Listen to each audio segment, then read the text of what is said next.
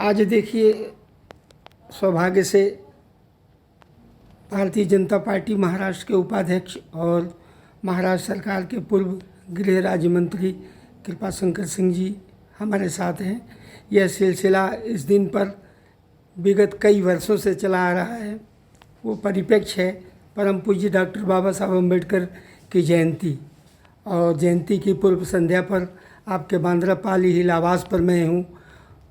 आप बताएं कि डॉक्टर बाबा साहब अम्बेडकर को किस रूप में आप देखते हैं और उनको किस तरह से श्रद्धांजलि अर्पित करना चाहते हैं, अभिवादन करना चाहते हैं।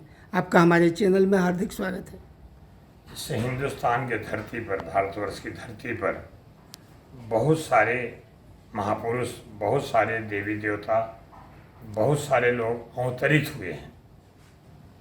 अगर हम सनातन की परिप्रेक्ष्य में बात करें तो चाहे भगवान राम के रूप में, चाहे भगवान कृष्ण के रूप में, चाहे भगवान नारायण के रूप में, ऐसे जो अवतरित पुरुष हुए थे, इसी में एक राष्ट्र पुरुष जो व्यक्ति नहीं व्यक्तित्व था, इस देश में परम पूज्य डॉक्टर बाबा साहब अम्बेडकर का जन्म हुआ।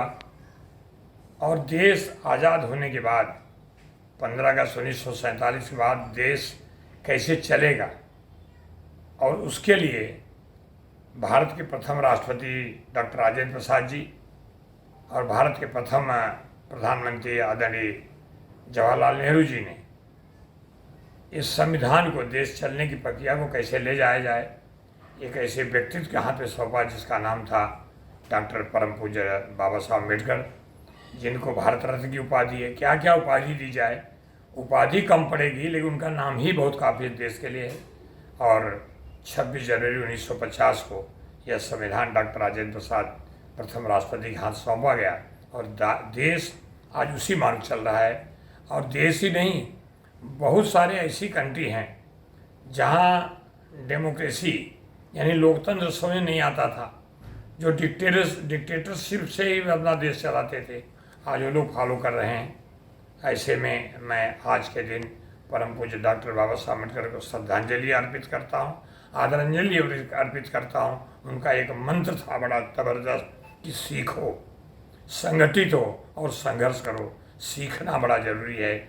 आज भी भारत तीसरे नंबर पर है। आने वाले समय में सीखने के बाद, संघर्ष करने के बाद आज फिर वही परिस्थिति आई कि देश परम पूज्य डॉक्टर बाबा साहब अम्बेडकर के उस संविधान चल रहा है जो संविधान तब था, आज भी है और आगे भी रहेगा।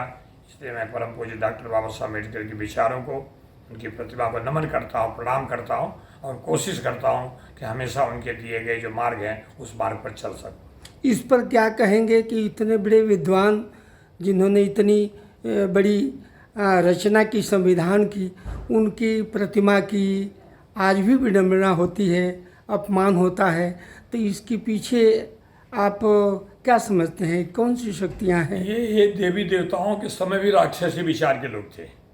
देवी देवताओं को पूजा नहीं करने देते थे, कभी उनके मंत्र में, उनके यज्ञ में भंग कर डालते थे। तो ये सब हुआ है, लेकिन उसी का नाश करने के लिए कि विचार सही चले। और मुझे लगता है कि ये कुछ ऐसे असामाजिक तत्व होंगे जो पूरी तरह से उनकी जो ये सोच है वो ख़त्म हो गई होगी। कोई हिंदुस्तानी ऐसा सोच भी नहीं सकता है, कोई हिंदुस्तानी ऐसा कर भी नहीं सकता है, लेकिन कुछ ऐसे विचार हैं, ऐसे विचारों को भी उनको मार्गदर्शन दिया जाए, उनको सिखाया जाए, पढ़ाया जाए, और समझें और पढ़ें।